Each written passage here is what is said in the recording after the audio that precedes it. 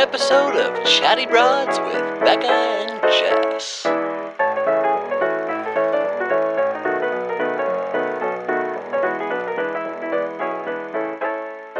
Well, I feel like it's been a minute since it was just me and you without recapping and without having a guest.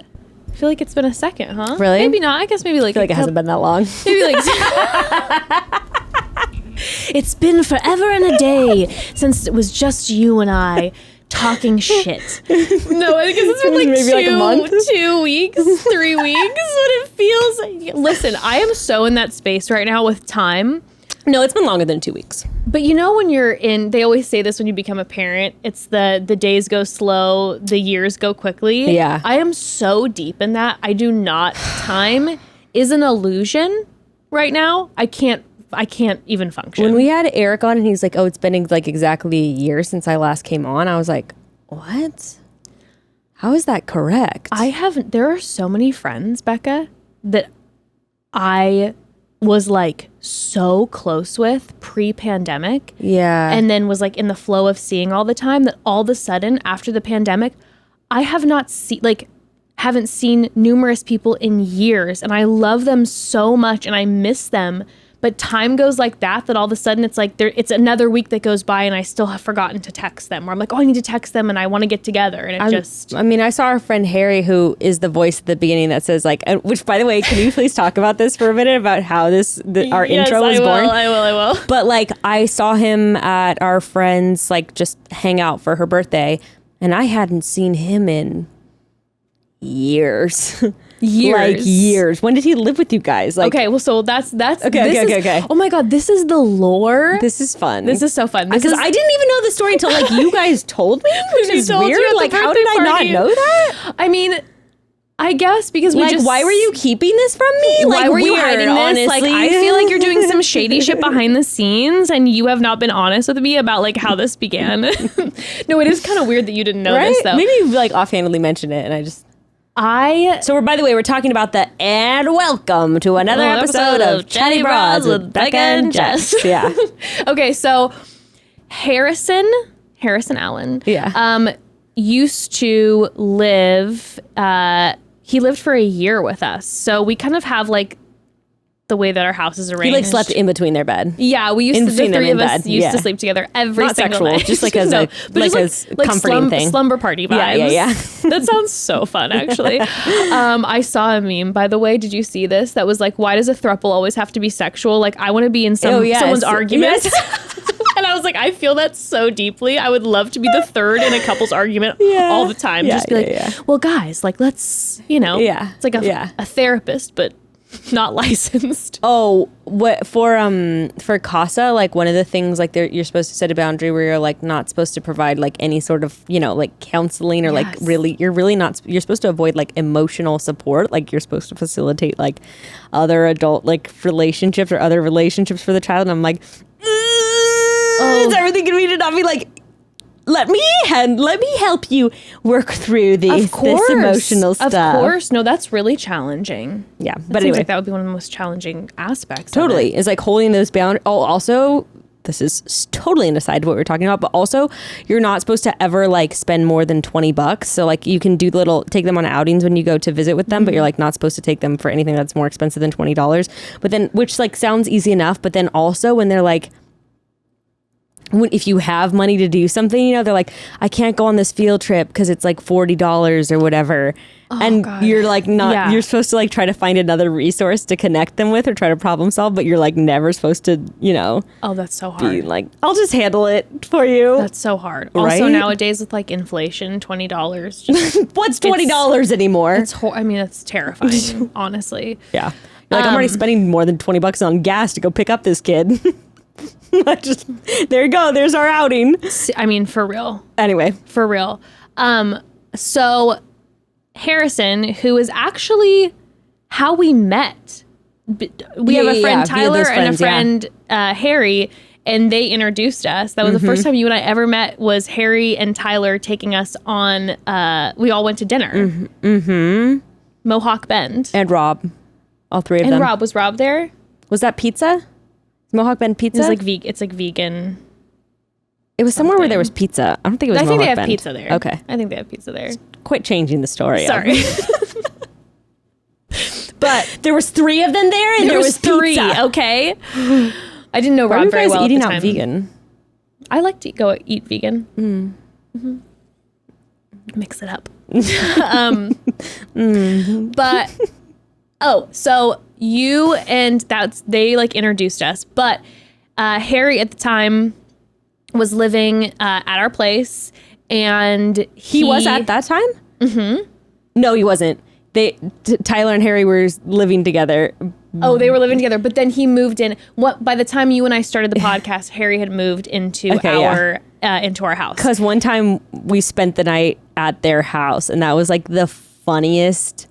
I just have to paint the picture because Tyler and Harry are like, they're totally straight guys, but like they were the most like, at that period in my life, they were like my gay besties, you know? I'd like lay on the couch with them and cuddle with them. And like, I don't know, like they just never, there's very always safe vibes. They're gems. It was just like never weird sexual. And I always felt like super taken care of. They're gems. And, They're like, great friends. Yeah. And I remember spending the night at their house, and I was just like, okay, like I'm going to sleep in Tyler's bed. It was just like never weird. I love that about them. If you them. know I them, always you felt know. so safe. Also, I think they're both single now, so maybe we'll put their handles back up. Are they both single? I think they're both single shit. now. Okay. They are gems. They're wonderful, wonderful men. Love them. Maybe we should we had them on the show one of our first 10 episodes. Yes, we should definitely have them back. That would be really fun. That would be really fun. Tyler told one of the funniest stories. OG broads, no. Oh my God. Okay, I don't think we have these episodes up for whatever reason, but OG broads, we had this idea of something we were going to do with the first 20 episodes of our show, and that's why they're not on the feed. Nothing weird about it. We just were like, oh, let's do something with it. We never did it. So that's why you can't find it. People are always like, I can't find that. Like, well, we removed it. Sorry, I'm like, well, we might still. I don't know. Whatever. We'll figure it out. They're not there. But we had them on, I think we were like episode 4. And Tyler told like the funniest story ever of getting a boner in like Kohl's when he was shopping for shorts with his mom. And like, I remember getting messages of people being like, I was crying, laughing, listening to the story. It was like the best ever. They're both so fun. Yeah, we should definitely have them on. Okay. A good old friend hang. That was fabulous. Well, so then by the time we were planning on starting the podcast, Harry was living with us, and we had the first episode ready, and it was going to be coming out like in a few days. And all of a sudden I'm like, oh, we don't have an intro jingle or anything like that. And so Evan was on tour. And so it was just Harry and I. I think I had said like, let's do some weird like vintagey like jingle or something. You were like Chatty Broads. Like it should be like kind of maybe like a vintage like 50s feel. And Evan normally would do. And that was our original cover. Too. Yes. Remember, it was like these kind of like vintage drawings. I found the clip art and so like it all worked together. Yeah. Well, Evan, right before he left to go to tour. Oh no, he was on tour. That's what it was. And I'm like, I need music. Like I need something to be put together. And I think it was Evan then who put it together and then sent it over to me. But it was just the music, and I'm like, we need like some sort of intro in it, right? So you had said like maybe do like kind of the 50s type voice and that or jingle whatever thing. Like I think Evan said he like kind of found it and tweaked it on some like free thing on the internet. I don't remember. It's like ding ding ding ding ding. I think he like found it on some like royalty free site or something like that. And he just changed it. It was like a quick like, all right, we got to do a turnaround. And so he whipped up something. Tweaked it, yeah. And it cuts to Evan. He's like on this little like pipe organ thing. Like Evan's just like, there's like a monkey next to like a bicycle to go. And he's like, you want the perfect intro. I'm like, I think he got it from some royalty free site. It cuts to Evan like a monkey with a hat on him. He's just like enraged, like sweat dripping down. He's like, the amount of work that I put when I had to hire I had to go rent an accordion. I had to rent some sort of pipe organ. The amount of time that it took. You know how hard it is to find an authentic 1860s. I needed that pingy sound in there. Piccolo. You know how hard it is to come by a piccolo these days? You can't just find one at a store, Becca. It's not that easy to come by. So anyway, Evan sent that over. Evan sent it over, and you were like, yeah, we got to have the voice in there. And it was Harry and I had... So Evan's out of town. I remember my mom had Ember that night. And so Harry and I had like gone and grabbed some drinks and we were a little saucy. And then we came back and I'm like, oh my God, we need to Again, just paints a picture of Harry and Tyler. Like you're just fucking, your husband's gone and you and Harry are just getting drunk together. Like that's Harry. Par for the course. It's wonderful. And it was so wonderful. And so, yeah, we were a little drunk. And then we came back here to the studio. And we were having a good time. We were blasting music. We kept drinking. We were at this point intoxicated, okay? Yes. We were just dying laughing about everything. And then I realized, I'm like, oh shit, I need to have this intro done. I need a voice to say, welcome to Chatty Broads with Becca and Jess. And I'm like, I'm not going to do it. Like, it's, that'd be weird if it was just my voice. Yeah. And so I'm like, Harry, can you try to do it? And he's like, okay. So he gets behind the mic and he's like, welcome to Chatty Broads with Becca and Jess. Yeah. And I go, Harry, no. He did one take. I'm like, no. You gotta like, hello, it's Chatty Broads. I'm like, you know what I'm talking about? And he's like, okay. One take. He says, welcome to Chatty Broads with Becca and Jess. And I fell on the floor, again, so drunk, crying laughing for some reason at how this sounded. He's dying laughing. Like we're both crying on the ground. One take. He throws it into the music, sends it over to you, and you're like, this sounds perfect. And we were like, yes! We were then, I remember, so stoked that you liked it, and we're like, one take, we did it. We were dancing around this room being like, we're one take wonders, and we did it. Like, it was a scene in here. I wish there would have been a video camera. Like, we were out of our minds. We were having so much fun. I mean, I really remember the moment of getting it, but I definitely remember listening to it being like, love it. What a perfect intro. Yeah, you were like, you're like, love this. It's great. And we were just like, this is how we do it. Just like, it felt so good. It felt so good. And you know what? All these years, 4 years, but still a long time. Almost 4 years. Yeah, it's good. Yeah, 40 years in November. 4 years. But like, we've like sort of talked about switching it up. I'm like, no, like the intro is so great.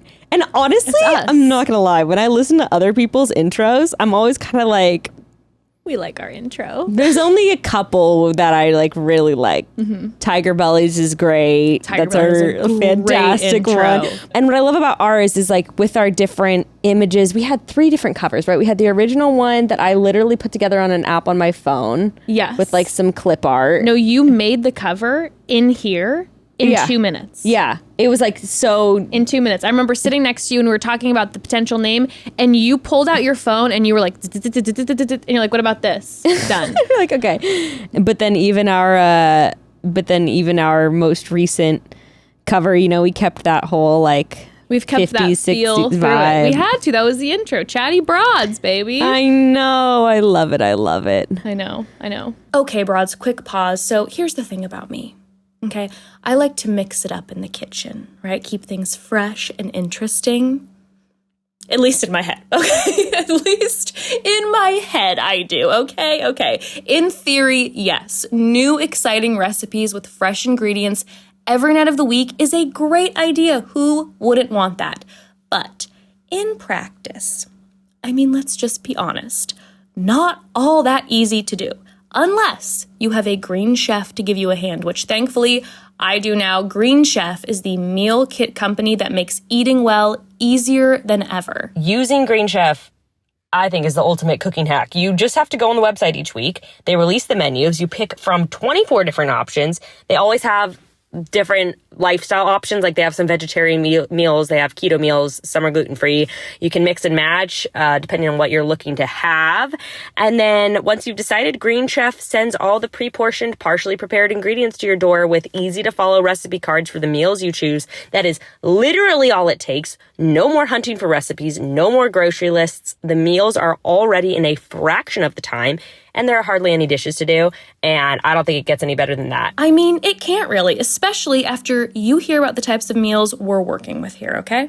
Let me just give you a taste. No pun intended.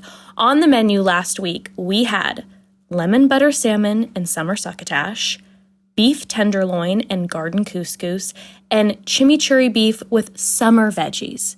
I mean, these are restaurant quality meals made easily in your own kitchen with a little help from Green Chef. Go to greenchef.com/chatty135 and use code chatty135 to get $135 off across 5 boxes, and your first box ships free. That's greenchef.com/chatty135 and use code chatty135 to get $135 off across 5 boxes, and your first box ships free. Green Chef, the #1 meal kit for eating well. Well, but no, time is just... I know. I feel like today we just wanted to talk about like, just I guess like where we're at and like where we've been. And I just feel like there's so much shifting in our lives, but it hasn't just been our lives. Like whenever I talk to anyone or I've listened to anything these days, like any podcast, talk to any person, the winds of change are blowing. They really are. And... just like a Lignado, baby. Okay, yeah. Can we talk about that for a second? Because recently I sent you, I listened to, I was going through, I've just been, it's so funny because do you ever like, I guess I just have the tendency to downplay a lot. So sometimes I'm like, am I in a difficult time in my life? Like, I'm in a difficult time in my life. Like, you also are always moving. Sure.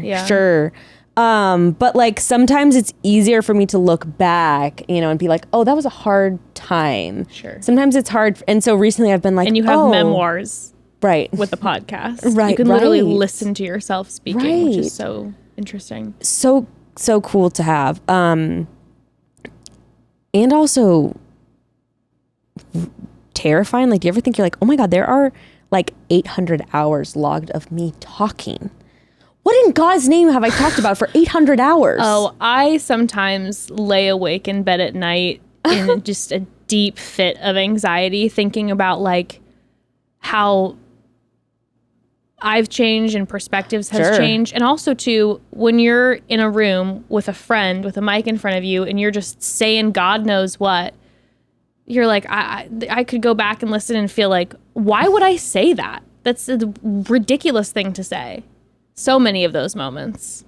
I know. But anyway, that aside, recently have been like trying to recognize like, oh, am I going through...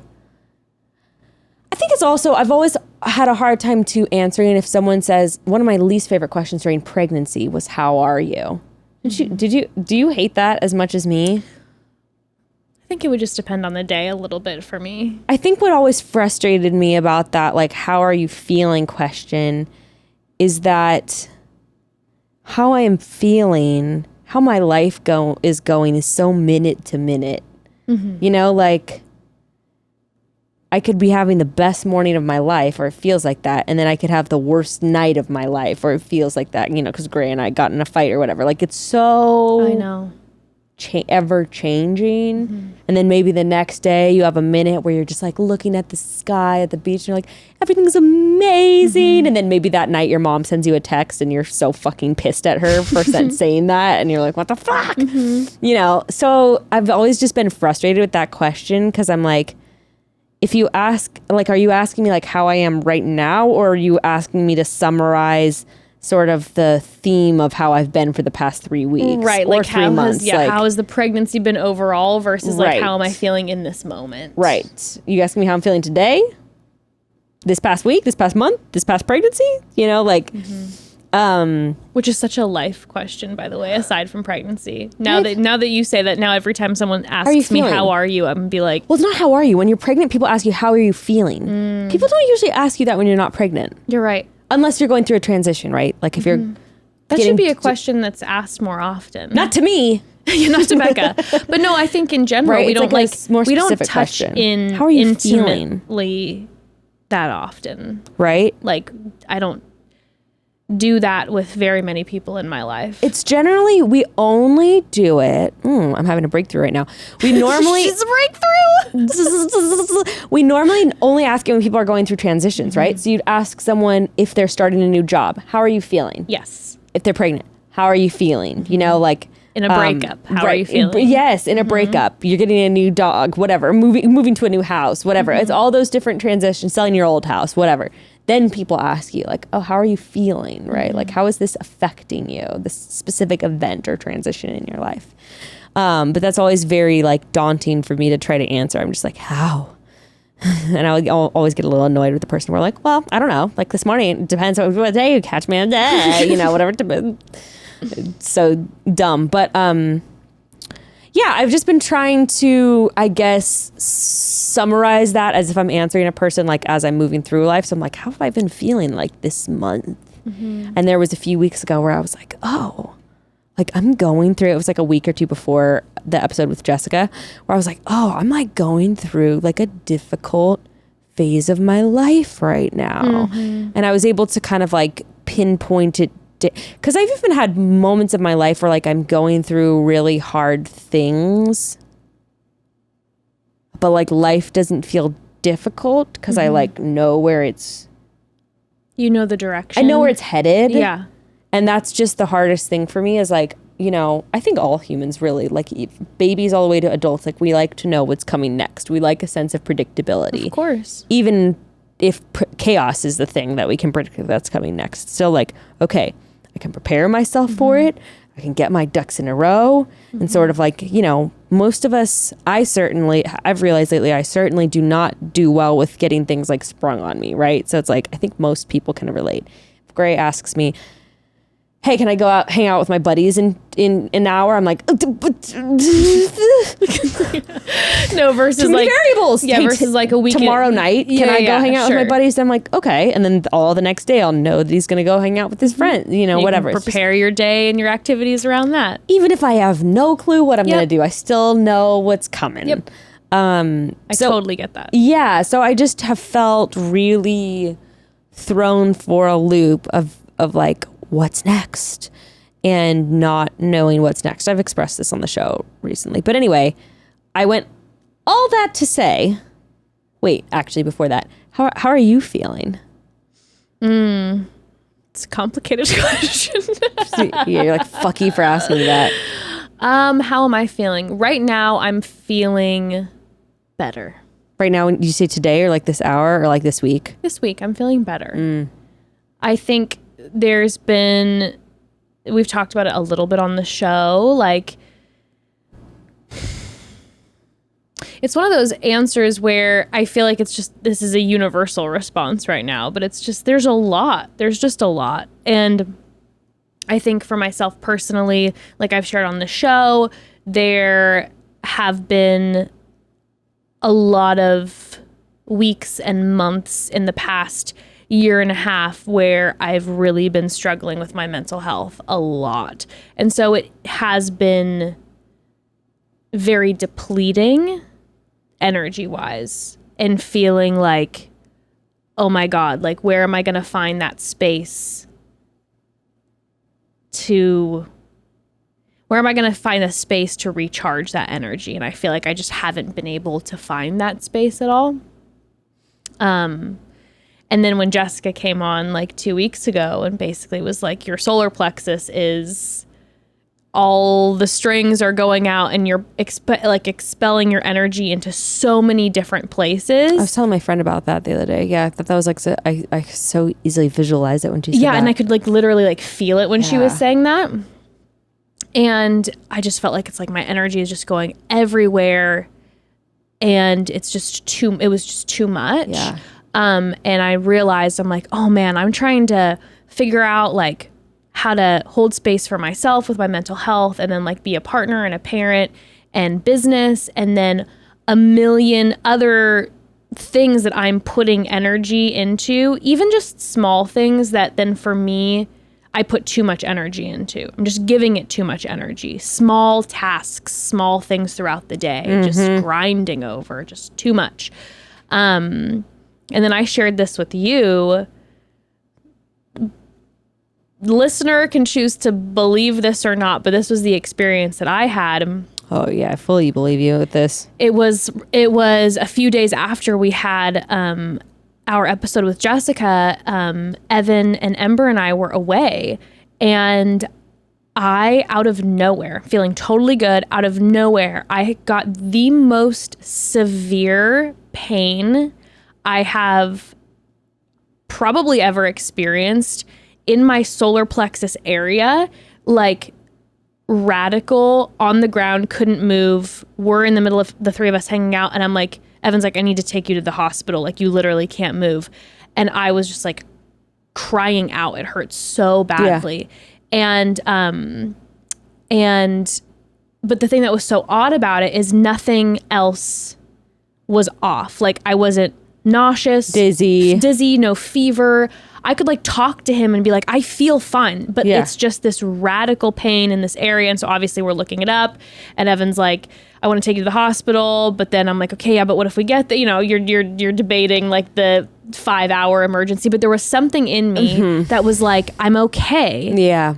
But this pain is ripping me to the ground. Yeah, that's what you sort of described to me, is like your intuition was sort of like, I don't need to go to the hospital for this. And normally I'm the first to go. Yeah. Trust and believe. I'm dying. I am like a hypochondriac where I'm like, I'm going. If there's anything wrong, like I am going and getting checked, especially with the health issues that I've had. I'm like, I'm going. But I had this intuition. I don't recommend this, okay? Sure. If you're feeling pain, go to the hospital. Sure. But I just knew for myself how I was feeling. Mm-hmm. And were you having anxiety surrounding it at all? No. See, and that's the other thing that's so interesting. So I was like, I don't feel like I'm having a panic attack, because I'll get pains when I'm having panic attacks. Or I meant even just the opposite. Were you having anxiety as a result of the pain? No. You know, like which not anxiety about your health or you dying or anything like that. Which normally I do. Right. I'm on the verge. Yeah. I'm about to pass. That's what I'm like. Yeah. And if I would have felt that pain, if I would have been accompanied in another with context, I would have been like, and normally I'm the one, I'm like, I gotta go. And Evan was like, I feel like I need to take you. And I'm like, I just give me another minute. Give me another minute. I just kept pushing. Like, let me see in 20 minutes. Let me see. But I couldn't like barely talk to him, but I still could. I don't quite know how to explain that, but I was just crumpled up, just in so much pain. Well, I think you said to me on your voicemail, you said it was like more painful than birth, I think is how you described it. Yes. But like, where I was like, I would much rather have like given birth, like pain wise. But I was just thinking as you were describing that, like, I don't know about you, but like throughout labor, especially when you have like waves, like I'm still talking and like you have these moments of like lucidity. Yes, it was very similar to that, where like the pain wouldn't go away, but then I could all of a sudden be like just chatting and be like, I don't feel there's nothing else wrong. Yeah. And then I go back on the ground crawling. Yeah. And because you said you were like literally could not walk. Like you were crawling on the ground. It was that painful. Yeah. And then of course, this all ties together later, but I just kept looking up solar plexus pain. And that's what Evan, without me saying anything, he just kept looking up. He's like, where is it? I'm like, it's right here. It's right here. He's like, okay, your solar plexus. I kept looking. We're both looking up solar plexus over and over again. And then this was very strange. I was like, I need to get in a bath. And I'd like boiling hot water. And the second I submerged my body, the pain went away in the bath. I felt no pain. And I was You didn't tell me about this part. I didn't know that. Okay. Yeah. So I'm like, no pain. Yeah. And I'm like, oh my God. Just relief. But then eventually the bath isn't hot anymore. And I start to feel the pain come back again. And I go back out and I'm like, it's not going away. I went back in the bath again. More boiling hot water. Pain goes away. Yeah. Tepid. I'm in so much pain. So then I go, I need a heat pack. And so we order a heat pack because we're gone. And the second I put the heat pack on, the pain mostly goes away. Where were you, at your mom's or something? No, we were on vacation, like on a little staycation. Yeah. And I put the heat pack on and the heat, like my pain starts to drift away. And this is over the period of like 4 hours. Right. And I fall asleep. And I wake up the next day and Evan is like, poor guy is like looking at me like, what just happened? Like, are you okay? And I'm like, yeah, I'm okay. And the pain was gone. And I felt like a little like my body felt a little sore. Yeah. Not that specific area though. And we start just she's like, do you want to leave and go home? Like, what should we do? And I'm like, no, let's just continue and go about. And we go about the day, and like halfway through the day, I'm having all these like moments where I'm like overwhelmed by peace, like noticing the overwhelming feeling. And it wasn't like joy or like, I feel great. It was just like deep breath. And then later that night, all of a sudden, I was looking at like my search history and I saw solar plexus, and it all hit me about that was where Jessica was like, everything is here and there's too many. And I had this visualization that I couldn't get past in my head of me taking all the cords and just ripping them out. Oh. And I will tell you, I believe that like 100% that was something where my body was just like, we're severing these energetic ties. Mm-hmm. It was like my body just took control.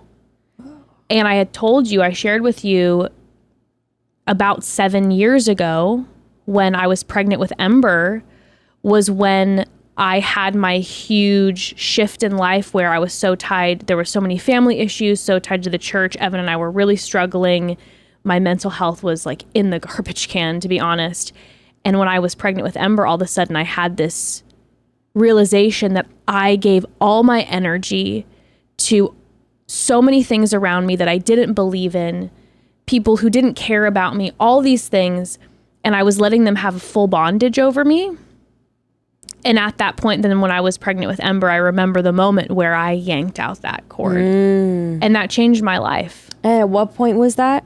I was a couple months pregnant with Ember. And you know what's interesting is that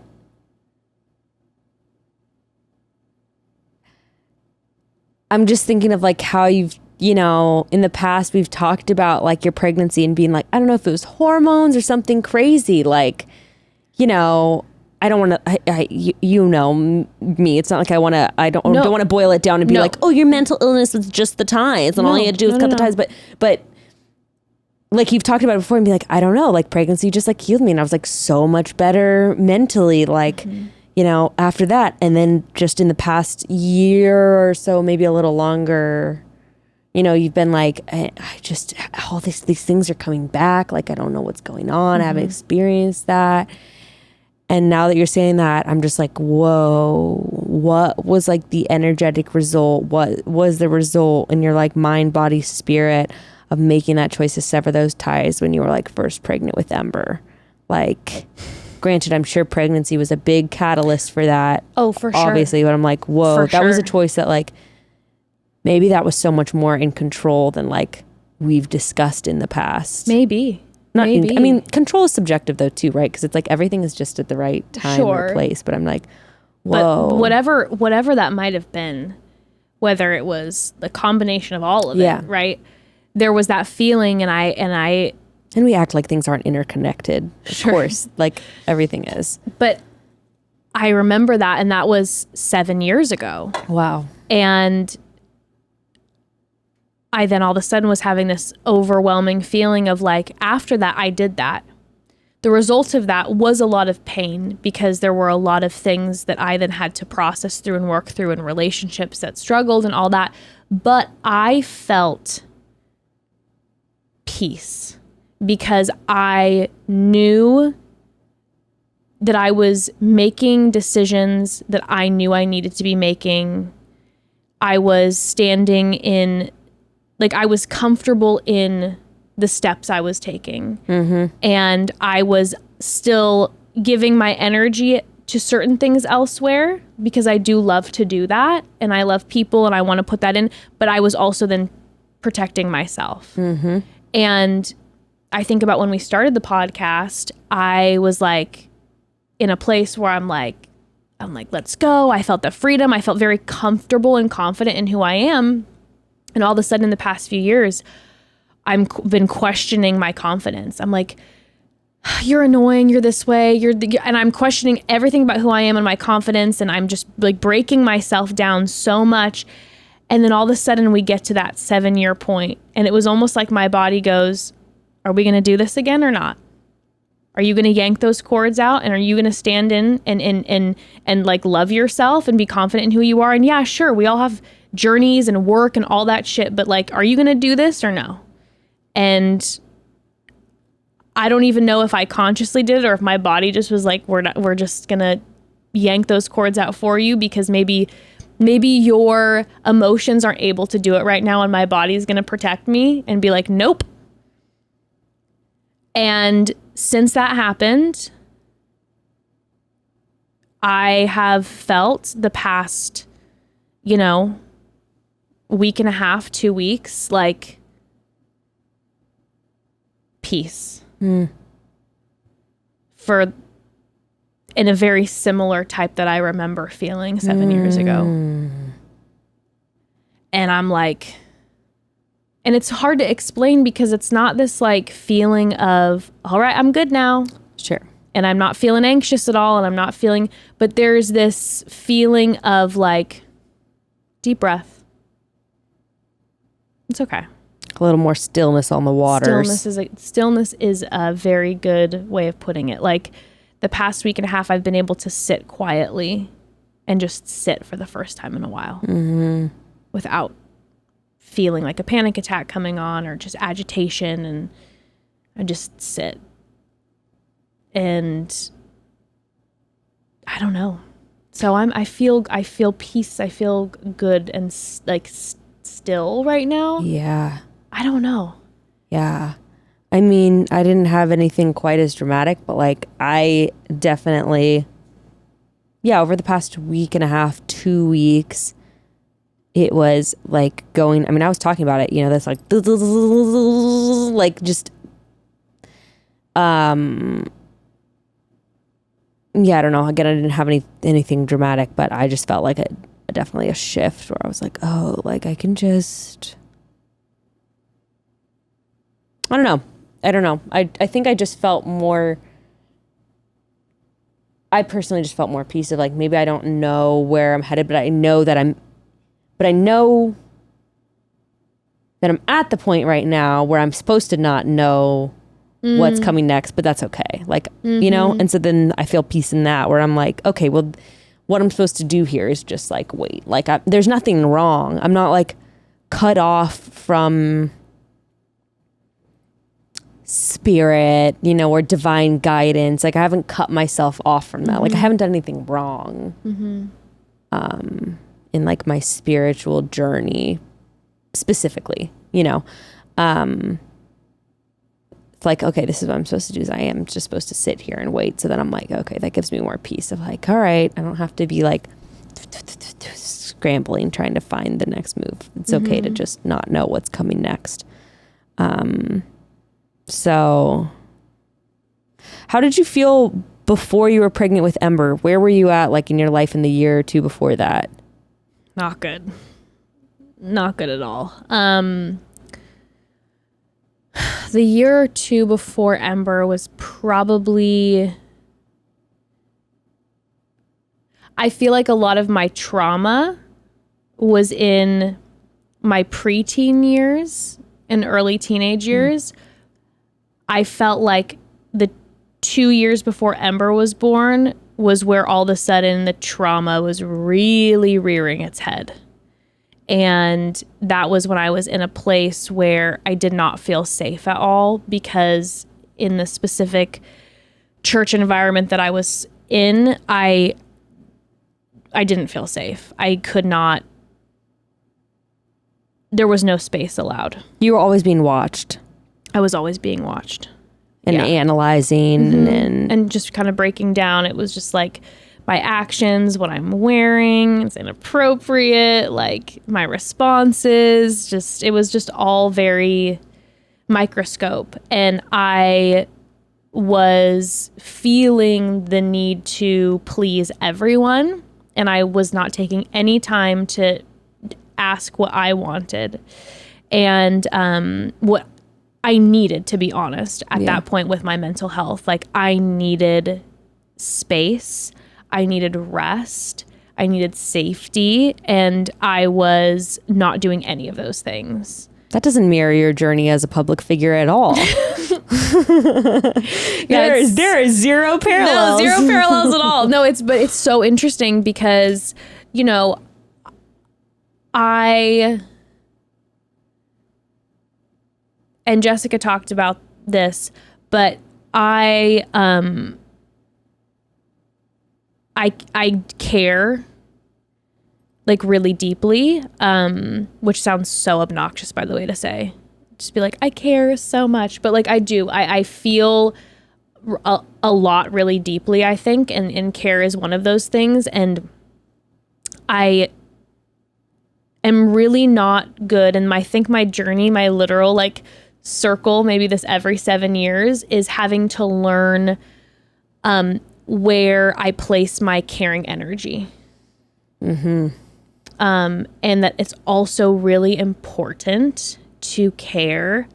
Here's the waterworks. It's really important to care about yourself. And I think the way that I was raised in the church is that you are the last person you should be caring about. Oh, it's selfish to care about yourself. Yeah. So it was very much like it's God first and then you come last before every other person. And I think that's already something that I struggle with, is not feeling shame, just caring about me. And I need to relearn that a lot, that it's not selfish to care about me, that really caring about other people is making sure I'm okay, than to be able to give my energy to other people. And when I don't give any energy to myself and give it all to other people in my life, that I'm actually not showing up for them, because they're getting almost a resentful energy from me, because it's not coming from a place of peace. It's coming from like chaotic energy and frustration, you know? Yeah, or like, you know, and we could cut this out if you want to, but just like a conversation we had recently was, you were like, that I thought was so interesting is, you know, we were in a point of conflict and you were like, I want to do things that like make you, I can't remember how you worded it, but you're like, I want to do things that like make you happier, like that you will like, or like, I think that Becca will like this. And oh no, I was frustrated. And see, this is exactly what it is. And this is what I'm learning about myself, is I so desperately want to do things for you that will make you happy, but I don't take the time to ask. I do, and then when you don't respond the way that I want, I then get hurt or frustrated. So then I'm expending energy on someone who is like, that's not the energy I need, but then I'm like, but you're depleting my energy, but you didn't ask for that. And I think I do that with a lot of things where it's like, nobody's asking for this. And it might not even literally show up in a tangible way. It literally might just, I will sit there if I know. You're like projecting energy onto a situation. No. If I know someone that like is a friend of mine is struggling with something, I will literally sit and grind about their situation all day and think about them and pour a ton of my emotional energy into that without even calling them or doing anything. But I put all my energy into that, and that's not helpful for them at all. Do you know the amount of times I've thought about someone and really like thought about our friendship and thought about like how I need to apologize to them and thought about how I was really in the wrong and I wish I had been more there for them with that, and I'll sit and think about that. And then I never express that to them. And maybe, I'm realizing, and I've had to kind of go on an apology tour, which has been fun. Are you serious? Oh, yeah. Maybe that's why I'm breaking it. Maybe it's because I started stepping into my apology tour. I've had to go back and I felt, I shouldn't say I've had to. I've wanted to. Let's be clear, I didn't owe them bitches anything. Let me make something very clear.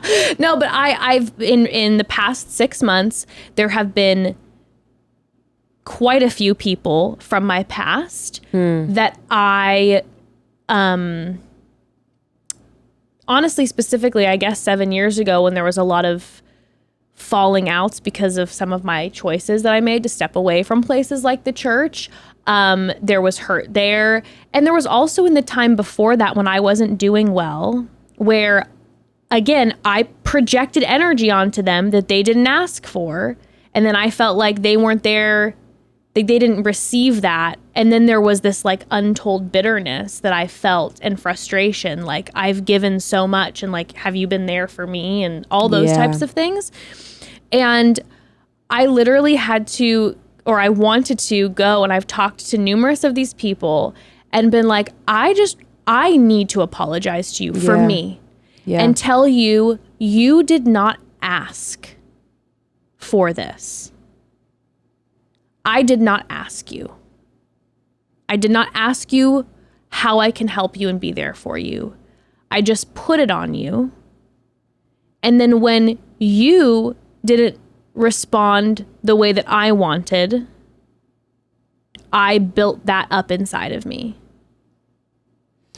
I have, we had this conversation recently too. Like, I have been so guilty, particularly with friends, about building up resentment when, I didn't vocalize. Man, I just had a situation like a couple weeks ago with a friend, and they did something. It wasn't even that. It was a very small thing. But I didn't like it, and I was going to like lie and make an excuse about it, you know? And then Gray, this is like more of the male energy, like the good male energy I feel like we need in our lives, is like, why don't you just like tell her like, hey, I'm not vibing with that. That's not gonna work for me, but like, that's all good. And I was like, like, there's no way. There's no way. And of course, like, I talked to a couple girlfriends, and they were both suggesting that I do the thing that I wanted to initially, which was just kind of like lie. Brush it aside. Yeah. And then I was like, you know what? Okay, I'm just gonna like do that, and I'm just gonna be like, yeah, no, I'm not into that, and I don't like that. And you know what? The minute that I did that, I felt free from that tiny little thorn that would have been dug into our relationship, that I would have placed there, and that little thorn, it's like a splinter, and then when you touch it, you're like, oh my God, how can something like so small like be so like irritating and inflammatory? Yep. It's like, if I had kept that little splinter in there a couple months, however much longer later, when something would have rubbed that little splinter, I would have felt that, and that would have like added to those little, like, I've had plenty of relationships where I've let those little splinters embed, and then suddenly it's like I'm a porcupine, and it's like I'm getting poked by, the minute one thing happens, it's like I'm getting poked by this porcupine that like I've created. And that is so like to the point where I just like cut that person out of my life. And I don't do that frequently, but I do that very rarely. But there have been like a couple friends where I have just not in the moment, just been like, and sometimes, sometimes you're wrong in that, or sometimes I'm wrong in that place, in that expression in the moment, but then that can get like sorted through, and then things just breathe. And I just realized, like, in our relationship, how many little splinters,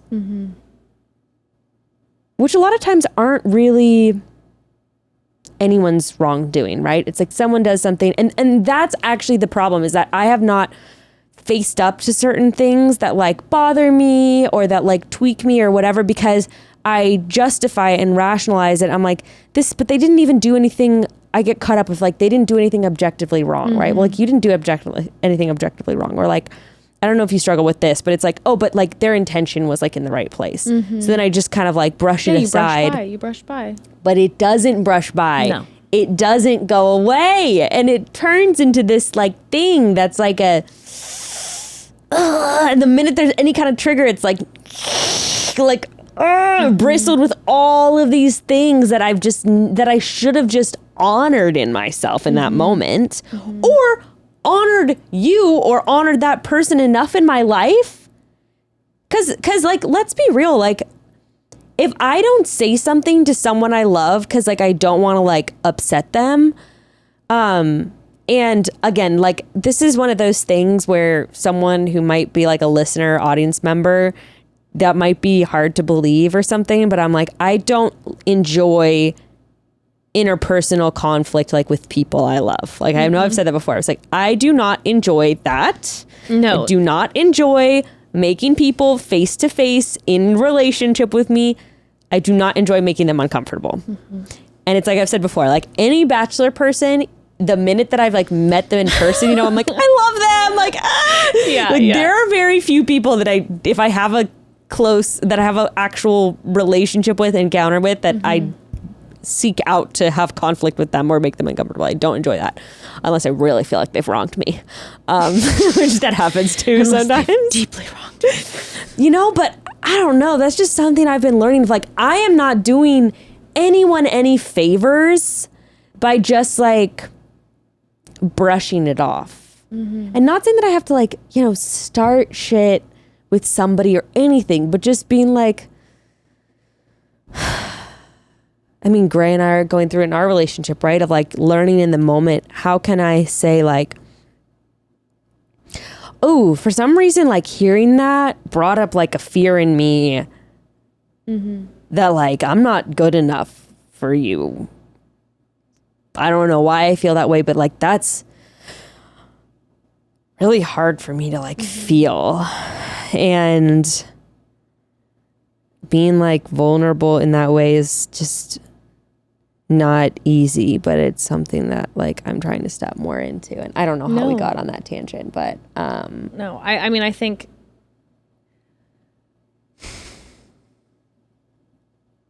it's just really important to honor ourselves, you know.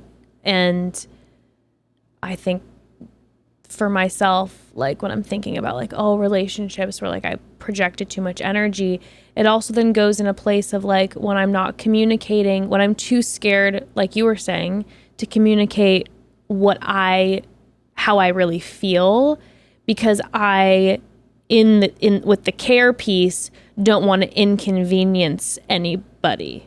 So then like I'm like, for example, if I have a friend who's having a party and I told them I was going to go. And then the day of, I'm having a really, really hard day. yeah.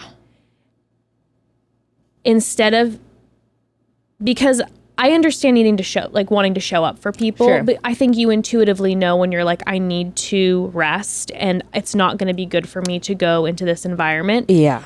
For me, because I don't want to disappoint that person, my habit would be to just push myself to go. But then in my mind, there's this level of I'm showing up for them. Like I'm sacrificing for them. Yes, and they don't know that. Yeah. Because I'm not communicating to them. Right. And I can make the active choice to be like, call and be like, hey, I love you so much.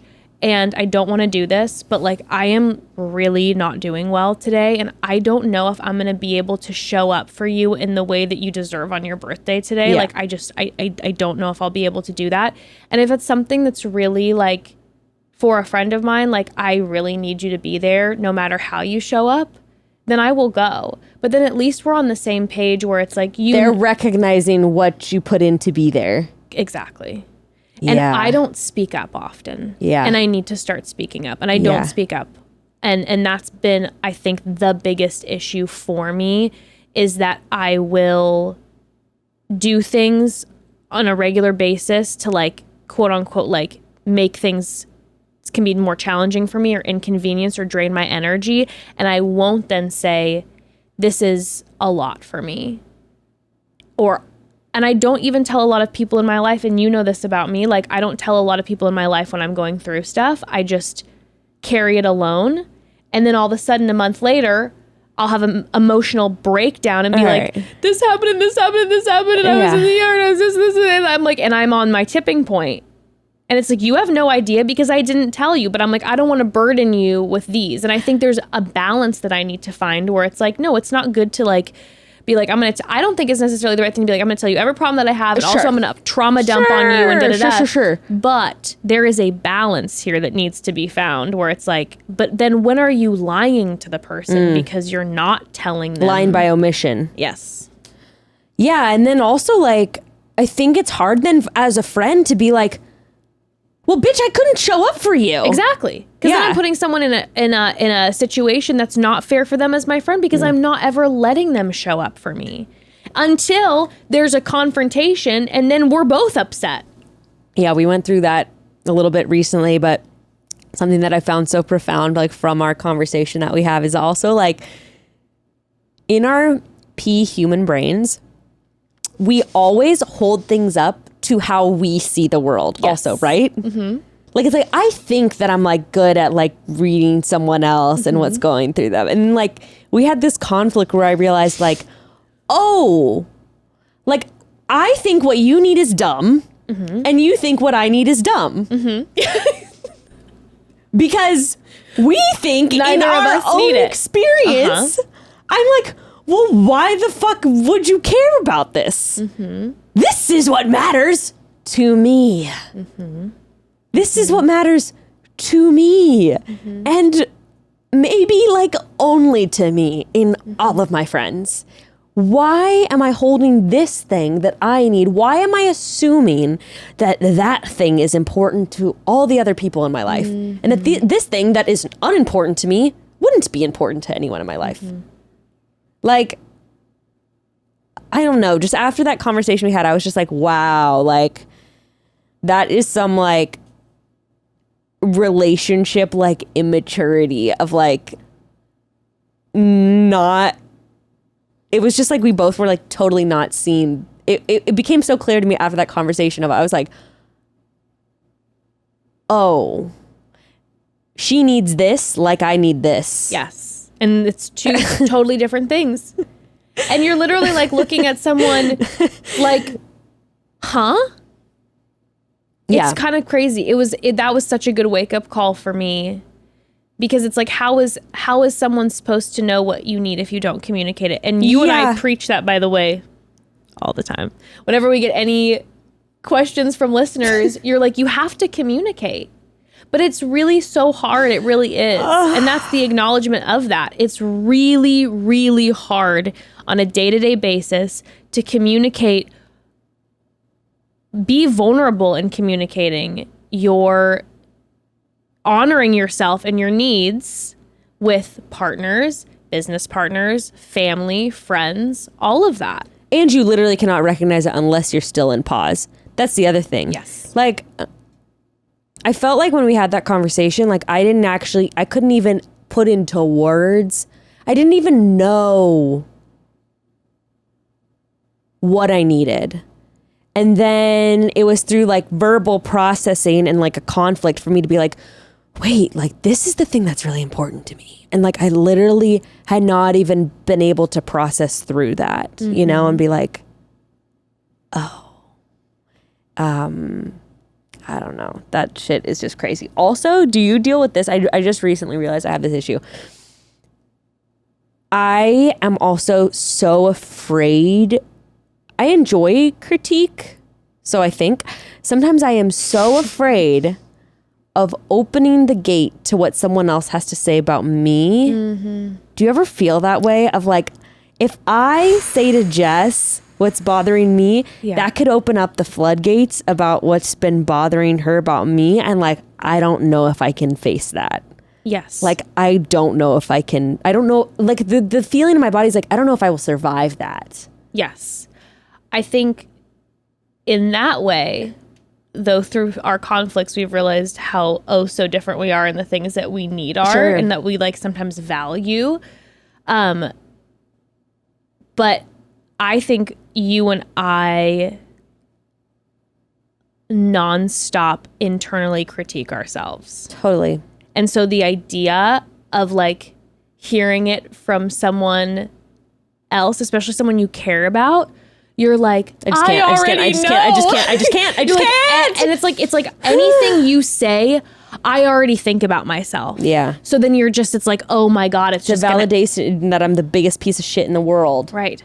But that's been what what I've been trying to process, where I'm like, if I honor my needs, then maybe that self-terrorization, I'm not even going to say critique, because it's internal, like, terror. Like, it's just nonstop, like, you're shit, you're not good enough, you'll never be good enough, you're selfish or whatever, all these things.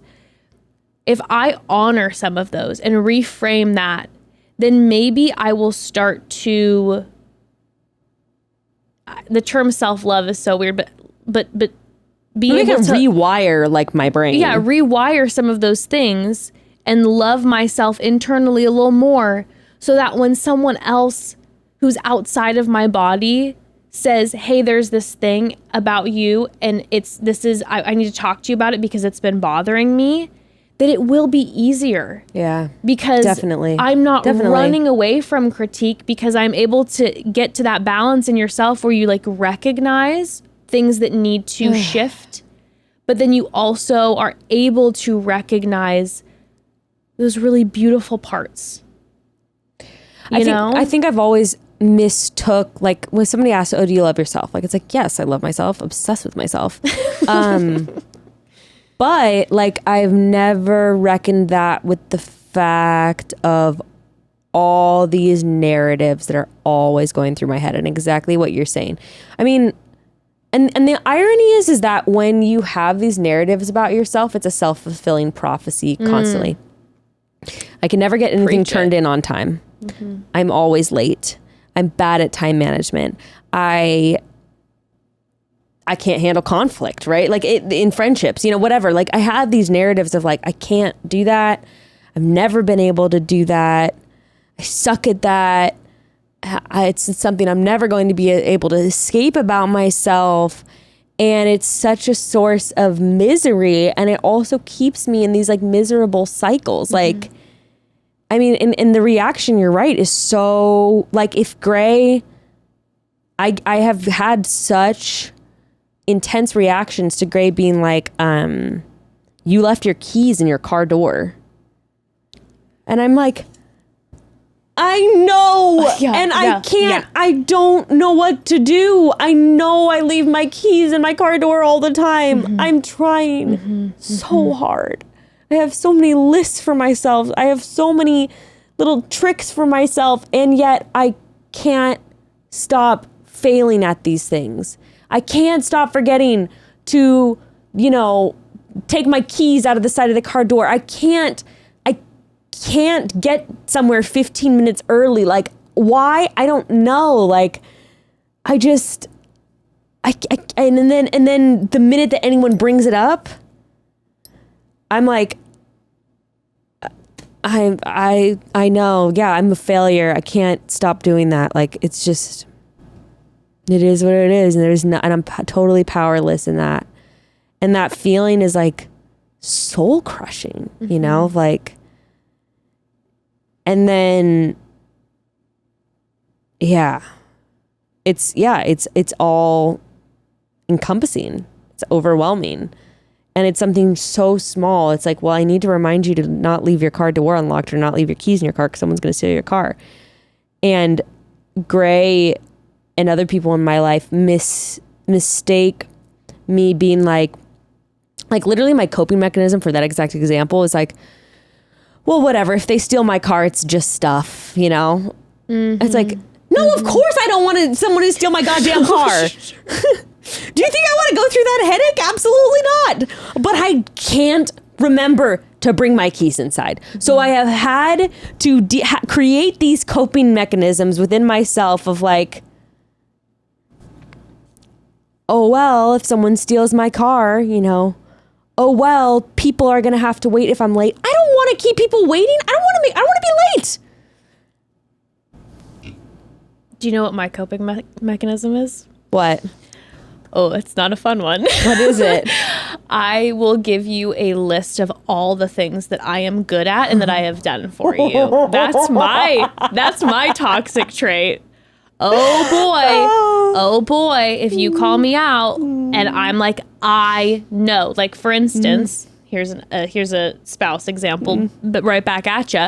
I, have been really good about avoiding Instagram when I need to avoid Instagram. Sure, yeah. Well, I didn't do that a couple weeks ago, and I went into the DMs and I saw a DM that really, really, really fucked me up and hurt my feelings really bad. And it really wasn't even that big of a deal, but it was one of those ones that it just got you it's for whatever reason. It's a specific one that it really affected me, and I absolutely was spiraling. Yeah. And Evan, God bless him, was trying to talk to me. Trying to ration with you, just like how Gray's, I'm being a partner to you and let you know, hey, just FYI, your keys are in the car, right? Evan's looking at me and going, babe, like. And by the way, it does not matter how he says it, how they say it to you, right? No, it doesn't matter. Hey, sweetie, you left your car sweet, or it unlocked. can be like, don't remind me. Oh.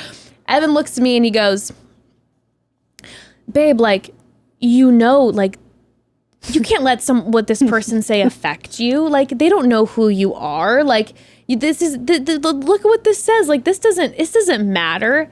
And I mean, I absolutely lost my shit. By the way, for saying that. First of all, how fucking how dare you? No, but and he's trying to be a good partner to me and remind me of this. Trying to ground you, yeah. But what I'm ashamed of is the fact that I can't not let it control me. I am so controlled. And that's what it is. It's also shame. Like, it's shame. Shame. I'm ashamed of like my behavior of those things. And I'm so ashamed that this one random DM from a burner account is going to terrorize my mind for the next 24 hours that I can't show up as a mom and I'm not present for my kid and I can't show up for my partner, and I'm ashamed because I know I should be able to brush it off. It doesn't matter. But I can't. Yeah. I'm like, I cannot. And I'm looking at him and I go, do you realize that like I did this today and I was doing this and I'm also watching Amber and you're here doing work and da-da-da. And by the way, why am I coming at this man who's just trying to support me? And I give him the laundry list of what a good person I am. When someone else sent a shitty comment, he didn't even do it. And I was just like, do you know like how much I was doing this and I was there for my mom in this way and then I was there for you and I was processing. And I'm like, what is going on? You know what it comes down to? This is just madness. That feeling of I'm not enough. Mm-hmm. I'm not enough for you. I'm not enough for anyone. And it's so, when you say it out loud, it's also so ridiculously self-absorbed too, right? Of ego like, through the roof. Yeah. You know? Oh no, my ego, it's just like. Right. I'm sorry because I could never keep the car door locked and I just never do enough for you. Yeah, I actually revert to that definitely too. Maybe not on the laundry list thing, but like, I could just never be enough. Do you know how often I try? How much I try to get everything right? And I've tried the last 24 hours. I've gotten 9 out of 10 things right. And this is the one thing I didn't get right. And I'm like, well, what a projection onto him. Oh, I'm like, yeah, that's my nickname. When you bring that up. Misprojection. When I bring up, I'm just like, bleh. But I'm like, yeah, no, it's like, talk about an ego. I'm like, okay, so I'm not, the ego of like, I'm not enough to this burner account who I don't see a face. I don't know this person. I've never met them. I likely will never meet them. I will never know if I do meet them because I don't even see a photo. And I'm like, could be your neighbor. Could be my neighbor. I'm worried that I'm not enough for this person. I think that it's that hyper ego is usually a sign of, but it's a sign of this. It's a sign of trauma and a sign of emotional needs not being met at some point, whether or not it's anyone's intention. And I've realized, like, it's funny. I was just going through like a toddler tantrum Instagram account that I enjoy following, and I was like, you know what? Like, sometimes you're like hitting all the right things, and sometimes your child still will not have their emotional needs met, and it's not because you're not doing enough or you're not responding in the right gentle parent way. Sometimes you are, like sometimes you are. And sometimes because we are so complex of humans, we can't, like exactly what we were talking about. I can't anticipate your needs because I'm just working with my own needs and my own perspective on the world. And I really can only do so good, even if I am, expert therapist, emotional trapeze artist. Like I still will not be able to anticipate your needs. And so I will fail the people in my life sometimes. And obviously what's most important is owning up to when you haven't done that properly. However, I was just thinking about it with my kids and I was like, damn, like I can see how like even in some situations with like my parents, how they actually like were doing things by the book, but like I needed something in that moment different. And guess what? They could not anticipate my emotional need because they couldn't. I don't know how many people would be able to in that scenario. But anyway, what I was thinking was that hyperego is always a result of some emotional need not being met. We talk and I bring this up a lot, but like we talk so much about narcissists these days. And a narcissist is made from having almost no emotional needs met to the point where now as an adult, they are clawing. And it's so, I always get this image in my head of like a narcissist is clawing for any kind of validation in any manipulative way they can get it, because that tiny person in them that had no emotional needs met is clawing for something, trying to dig their little hooks into something to get some sort of validation from. And I was just thinking of like, being in that hyper ego state, like that's a result of some type of like emotional trauma. And hey, you and I were talking earlier off the pod. Does that mean that we get to make excuses and say, I'm traumatized? No. I'm mentally ill. No. We can all hold space for compassion for each other in that, and also set boundaries and be like, can't work within that then if this is what you're going through. But I think even holding grace for ourselves, like you're saying, of like, yeah, actually that's like hyper ego in me that is making it all about me. But that's because that like child in me, that person, me, deep down in there, me is like, please just like tell me I'm good enough. Like, please just tell me that I'm okay enough for you and that you want to be around me. Yeah. Like, please just tell me you like me. Well, it's crazy. Like when you don't say like that's like that small person inside you, it's like when you look at then your kids now and like imagining turning your child away when they're requesting that validation. Yeah. Like imagine like me thinking about Ember coming up to me and being like, tell me I'm enough, and me turning that away. Please like, tell me you like me and you want to be around me. It's what we all want. Yeah. Yeah. Yeah. Yeah, we don't honor that a lot. That's for sure. And I don't see that in other people very much either. Because the first step, I haven't completed that first step you're talking about. I've seen that in myself. And I mean, how, as RuPaul says, if you can't love yourself, how the hell are you going to love somebody else? Can I get an amen up in here? Amen. Yeah. But it's like, I guess that's lately, I guess, and exactly what we were talking about, exploring like, what the fuck does that mean to love myself? I know. That's the journey. It's a lot more complicated than looking in the mirror and saying I'm hot. And well, and by the way, I know for myself, because there was like so much of that religious shame and trauma, which I know you experienced as well, that it's like self-love in that community was very no. Like, no, because that's... No, if someone said love yourself, that was like, ooh, don't say that. That was some edgy shit to say that. It was like, no, because yourself is sinful. Wasn't the little catchphrase like in youth group literally like love God, love others? Yes. You were never part of that. I don't think there was a love yourself, right? Wasn't it just like love God, love others? No, it's love God, love others, always. You never are included in that equation. You're never included in that equation. And if, by the way, you would have added, if little Becca would have been in there and been like, and love me... They'd be like, well, that's the flesh. That's the arrogant flesh. That's the sinful nature. No. So I think that's then this huge journey.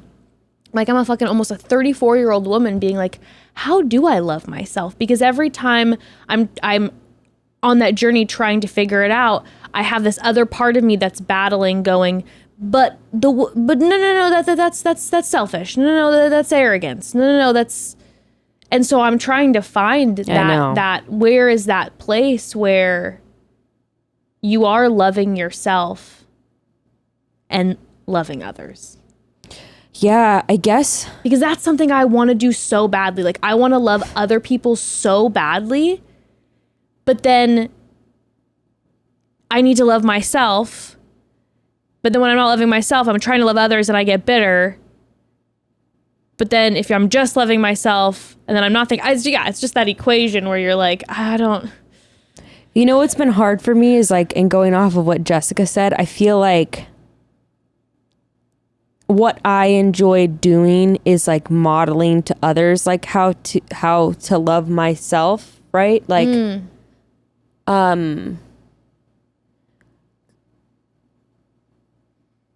I feel like I'm very selective about the individuals I invest my time in, right? Like, but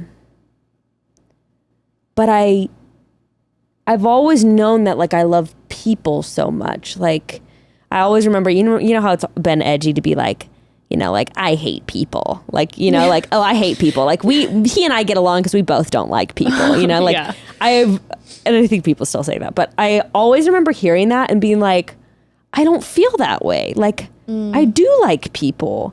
I'm interested by people. I love people. And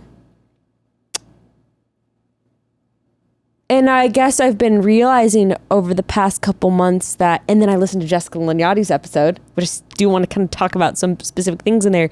But she said something to me that when I listened back to it, I really resonated with recently, where she was like, you feel collective energies strongly. And I listened back to that, and like just a few weeks ago, like probably like 2 weeks before I listened to that podcast, I was like talking to my therapist and I was like, man, I just feel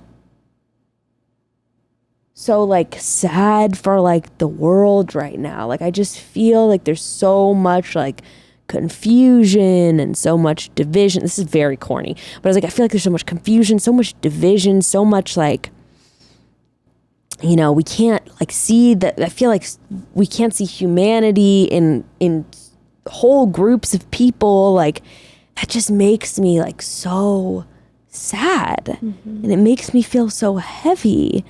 And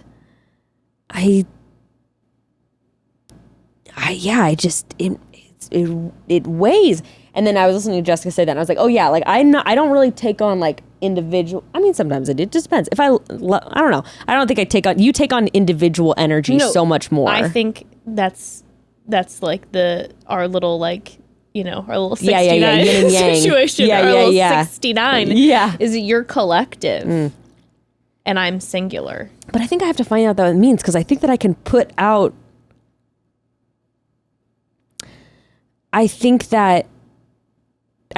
no matter which one of us, I feel like if we are not dealing with like our own suffering properly, and like if we're trying to like mask it and try to like do something different while still trying to like serve individuals, right? Or like serve the collective, it doesn't come out right. And things get weird. Absolutely. And like, things aren't serving the proper energy. Because I feel like if I'm misaligned with myself, then I'm actually putting out collective bad energy, right? Sure. I might be mobilizing the troops to behave badly, you know, like, and to be validated in things that are not great. Yeah. Oh my gosh, that's so funny. And then I can think of so many scenarios where I'm like, holy shit, like I was directing energy in like a really bad way because I was like not aligned with myself. Things were off. And then I think of you with all those chords of like, I'm gonna help these people, and you're like, charging up. Yeah. And then I'm just, Ew, it's like in Mad Max. You're like one of the... Do you know what's so funny is literally one of my like dear friends came to visit us and he goes, you know, you remind me of, you know, in like Minority Report when those like 3 people are in the gel. He's like, I feel like you're like one of the gel people. I'm like, thank you. Oh my God, I just watched that movie like last year. I haven't seen it forever. Fresh in my mind. So I was like, huh? And he's like, you remember the people in the gel? And I'm like, okay. You're like, crashing in the water.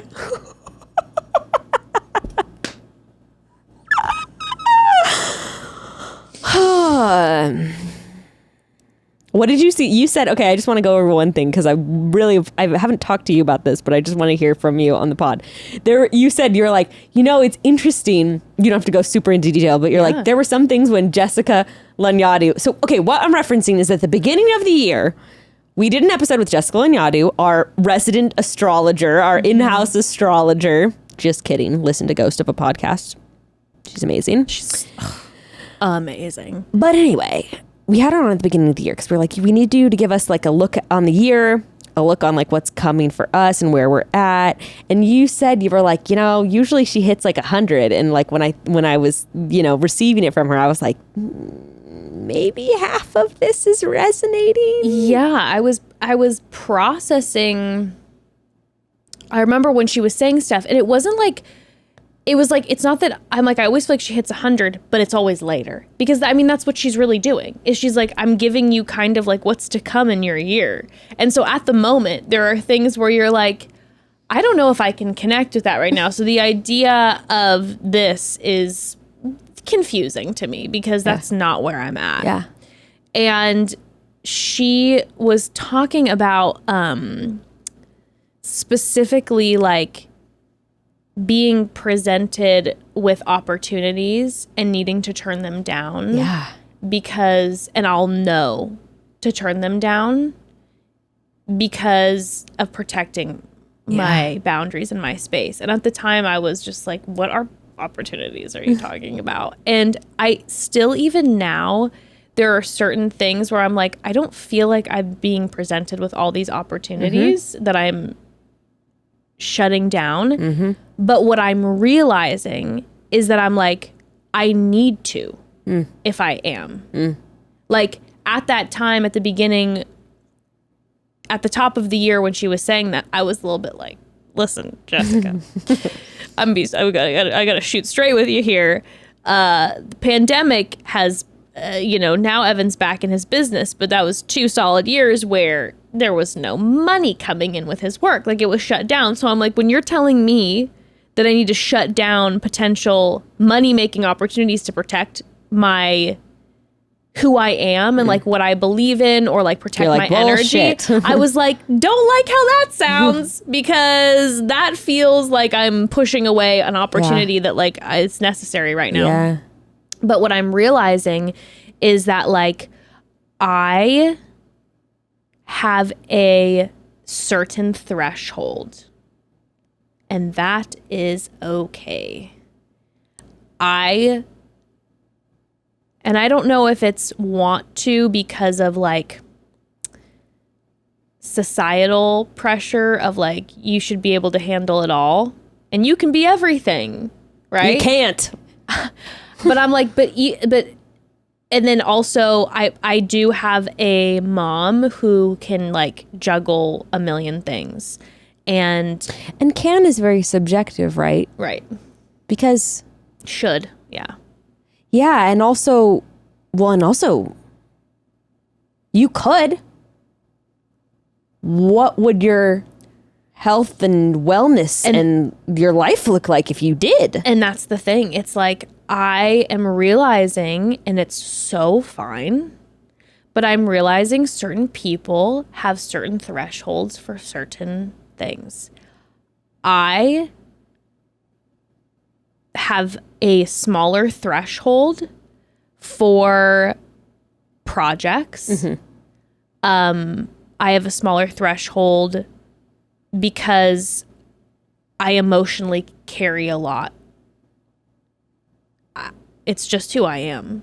And so for me to have a successful project, I cannot pile on with tons of different things. And I need one direction and to go. So what's a lot for me is like, and by the way, in today's day and age, this equation doesn't equate so well. Mm-hmm. The equation that works is being someone who's a content creator, who's putting out great content on social media platforms and staying up to date with the current happenings, and then posting like quick, YouTube videos on whatever. And some people are so good at that, and I think that's amazing. I'm like, I cannot do that. I have to be slow. Like Jessica was saying, you need to work your nature. Yeah. When Jessica said your nature is to be slow in response, it's true. And I have been Which trying is crazy she said that, because you also I think you probably forgot she said that, and you said something like almost verbatim to me, like in the last couple, you've said that multiple times in the last couple months before even re-listening to that, of like you coming to that realization like on your own. Yeah, where I told you, I'm like, where you're like, hey, let's dive into this topic. Yeah. And I'm like, I don't want to right now because I need processing time.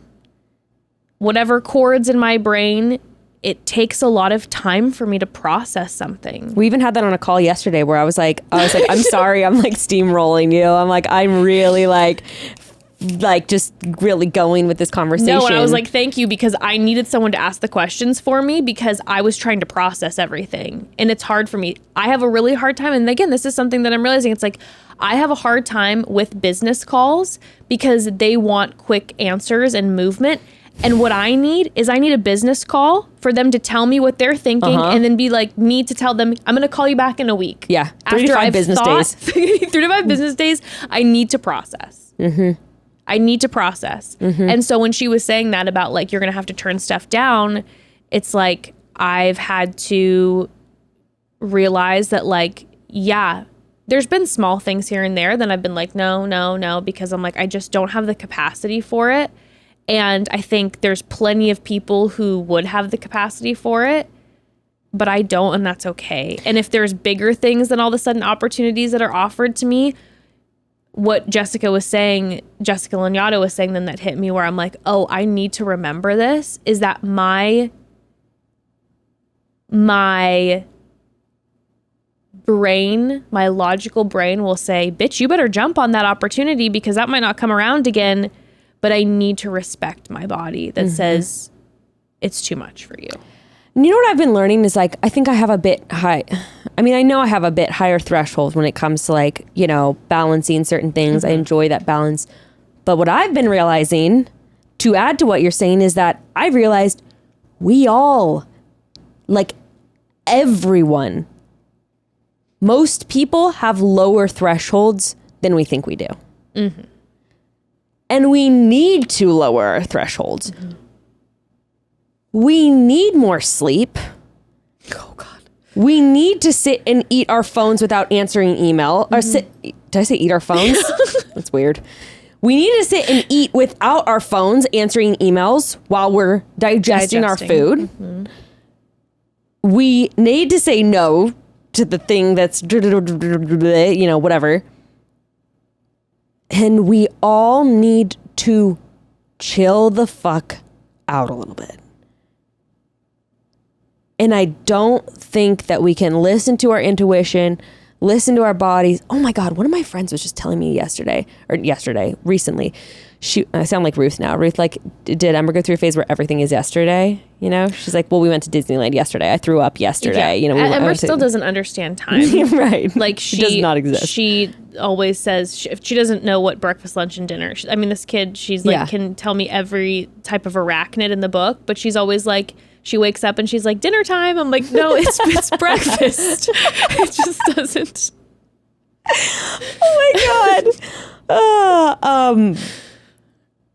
Yeah, so recently one of my friends was just saying, like, we're existing in a space in the world right now, like as a collective energy, where we're like not in our bodies. Mm-hmm. And like how it's reflected in even how all of our, like this period of time right now, the internet. So we're like all existing in this like headspace, but so often we're like bypassing our bodies. Mm-hmm. And, you know, this is very, very woo-woo energy spirit stuff. So if you don't vibe with it, you know, whatever, that's fine. But she was just like, and it's manifesting in like you and I were having this conversation because it was like, dude, I forget sometimes how interconnected my body is, my illnesses, my infections, my pain, how often those things are connected into what the fuck is going on in my life. And where I stand with people in my life, and where I stand with myself, and where I stand with my schedule, with my sleep, with how much I'm taking on, with the emotional heaviness I'm carrying for this person or this broken relationship or yada, yada, yada. But anyway, I just like, I really felt, sorry, back to my cot workshop. It was what I was telling you. And I keep returning to this thought of how not like conscious of my body I was. Like, I just keep returning to how like I didn't even have any sense of my body and of like the way it looked. Because I don't talk about it a lot, but I definitely have like a slew of body insecurities that like even just like affect the way I dress, the way I like hold my body position in certain situations. There's all these subtleties, you know, you learn from a very young age where you're like, I hold my head like this so people can't see this, you know? And like, I turn my body like this so that people can't see this. And like, like all these like weird stiffnesses of the way we move about the world to like hide these insecurities. And like, I've been doing that since like I was 9 or 10. Like, I remember sitting like this with my finger over my like over the top of my mouth in school because I didn't want anyone to see if I had like fuzz above my lip, you know what I mean, like all that kind of stuff. You're like, I'm gonna sit like this to like whatever the fuck. And granted, some of that stuff's gotten better with age, but there are so many things that I still just do innately, like with my body, out of this like subconscious consciousness, you know, that's always in me. You know how most people that were born as women know what we're talking about. Yes. It's kind of just imprinted in you. I don't even remember my mom ever talking about that, but it was just something I learned like very quickly. It's so dark. But like being outside and like building this house and like doing this thing with other people, it was like I've never been more like free from like the thought of my body.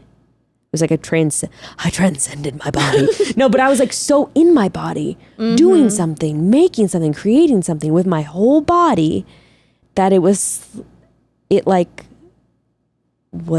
consciousness of it was released from me. And I just keep returning to that. And I'm like, how can we integrate pieces of that like into like, I don't even know what I'm saying. It's so funny you bring this up because remember how you were talking a couple months ago? It then became a very scary story because you then realized that you were probably high, accidental high. But you know, when you were at the park and you said you saw like that older woman swinging with that boy, and you're like, oh, you went to the swing. I legitimately 3 days ago went to a park by myself. And got on a swing. Yeah. To literally just turn my brain off. Yeah. I swung on the swing for about an hour. Yeah. And I just watched my legs go up and down. Yeah. And I want to like feel in my body and move. And a swing sounds kind of nice. And it was really nice. And I just felt fully in my body because I'm like, okay, I have to like push my legs and like you're gonna have to be aware, but like there's a meditative movement of like just going back and forth. And I was just like swinging. Yeah, I don't know. It's crazy, but I just know we need more of that, whatever that looks like. Anyway, what was this conversation about today? Place, right? What weirdos. Weirdos. I mean, I don't know. I think this conversation... I think I just wanted to like, I don't know. We're just like in a weird place and like things are shifting and we're trying to make sense of that in our lives. And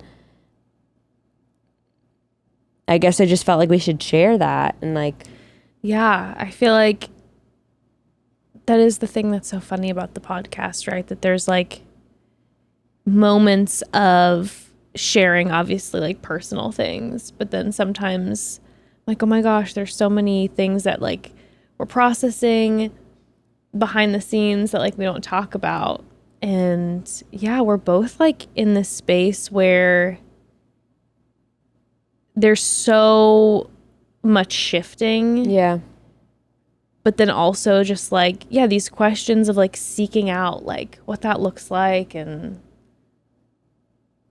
you know what's weird is I feel like I can't do that on Instagram right now. It's really weird. I'm like in a really weird block with Instagram. What do you mean? Where like with social media. I feel like on the podcast actually I guess it's not just with social media. I just feel like I can't adequately like express. I feel like I can't adequately express what's like going on with me. Mm-hmm. And it feels so, do you ever feel this way? It's like, it feels so big in me, but like, I don't know how to, but there's nothing to really say. Yes. That's, I absolutely feel that way right now. Yeah. I absolutely feel that way right really now. Big things in me. I couldn't really tell you. My body feels like it's bursting inside of itself, and I don't know really how to verbalize the process or explain what's happening. The good, the bad, I'm not sure, and I want to share, but then it also feels hard to put into words. I don't know. I feel that. I recognize that for sure. We're being reborn into a new era. But didn't Jessica kind of say that? Jessica Stone, didn't she kind of say like, I'm entering into this new, like the 28, whatever, and aren't you entering into a new one? Oh no, almost, I guess 30. I'm going to be entering into a new one in like a year. Yeah. But you're beginning that transition point. Mm-hmm. Oh my God. And you brought it up. I just wanted to say this too. When you were bringing up your solar plexus pain, you told me on voice memo, you're like, I couldn't stop thinking about you throwing up. Yes. My the birthday. Night of your birthday when you not only the night of my birthday, then also the weekend of the celebration of my birthday. And out of nowhere, you were just puking. That was horrible, especially on my birthday weekend. As you're entering into your throat chakra, interestingly enough. Did I say this on the podcast? I didn't say it on the podcast. Maybe I did. Don't remember. Either way, I'm going to repeat myself. Did I tell you? I had been telling one of my friends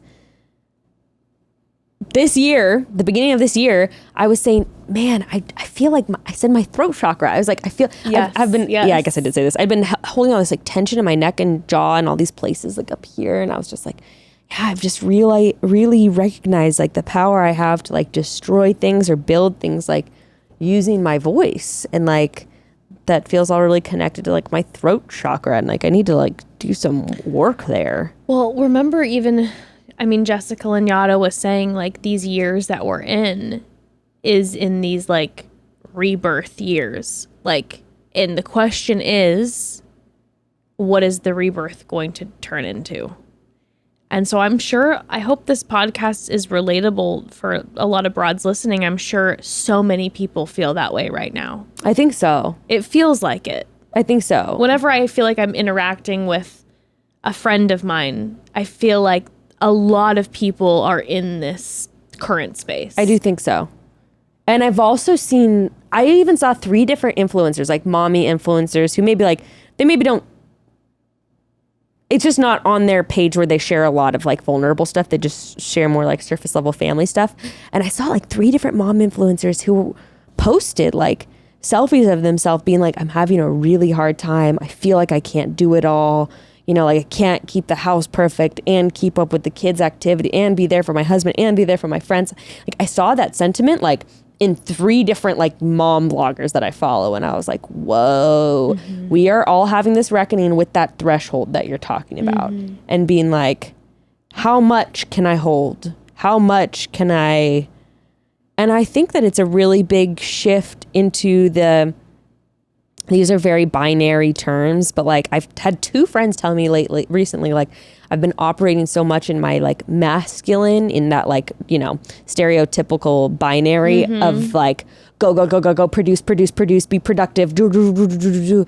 And they were like, and I have a really hard time like stepping into that like the feminine, flowing, soft state of not it not always being about like producing or an outcome, but it being just about like flowing in the moment. And I've heard that so many times now. I'm like, I hope that's a collective shift more into that space. I mean, it feels like it just because it's like where we live in like such a capitalist society where it's like produce.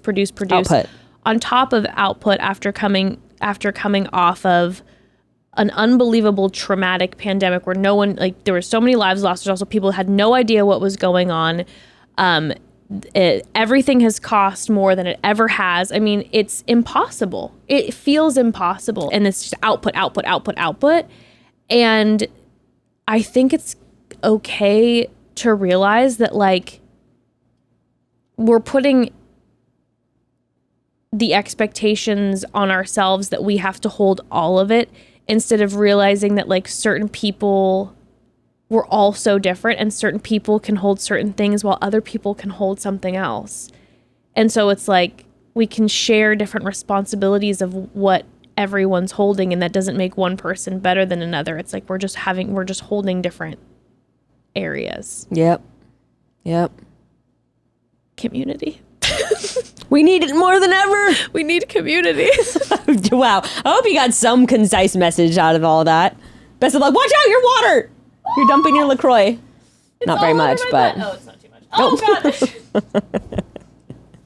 Well, now I've soaked the couch.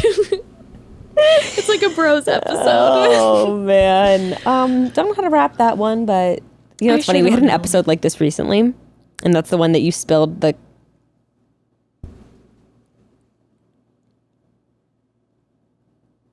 Stop it. This is like really, really, really that was weird. By the way, how often do I drink a fucking LaCroix on the podcast? Like never. Maybe once every like 30 episodes I'll drink a LaCroix. That's so weird. We had an episode that we recorded and it was like it was a very vulnerable. It was kind of like this. It's really all over the place. It was all over the place. It was a lot of intense emotion. And as I was editing, a lot of dumping. We were like a really lot of like, dumping. Yeah. We opened up about some recent trauma that maybe I'll just never share about. But as I was editing, I dumped an entire LaCroix all over Evan's keys. Fully lost the episode. Also lost everything else on the computer. Yikes. Luckily, he had saved his things.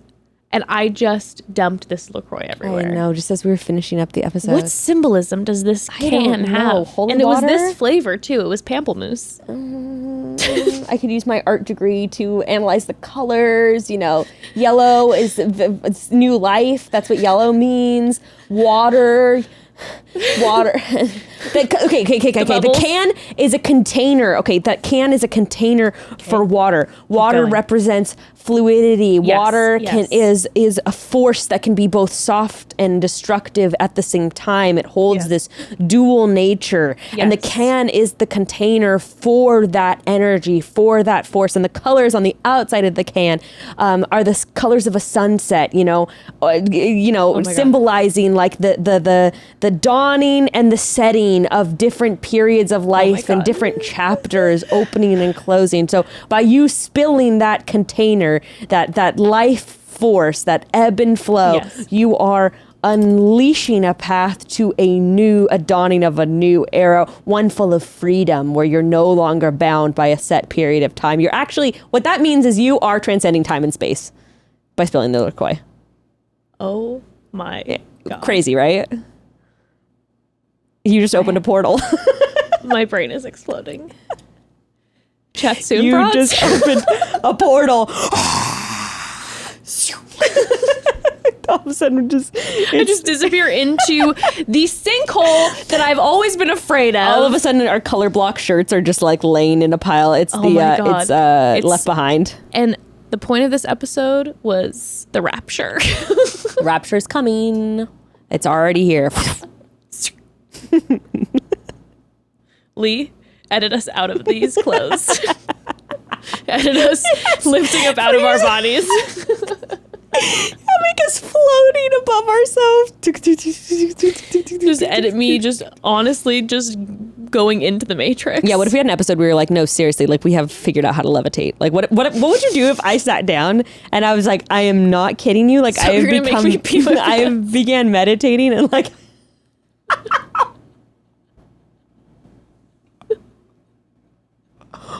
I was like, I have been levitating in my meditations.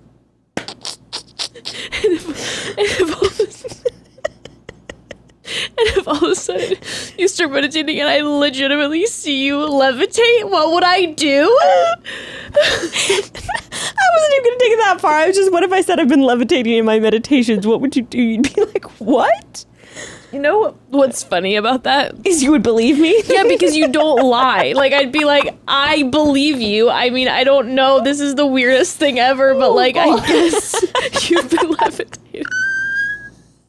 I would ask for you to film. My God. I would ask for you to film it, or if you could try to do it right now so I could see, but I would believe you. Oh, wow. With that, broads, chat soon. Chat soon.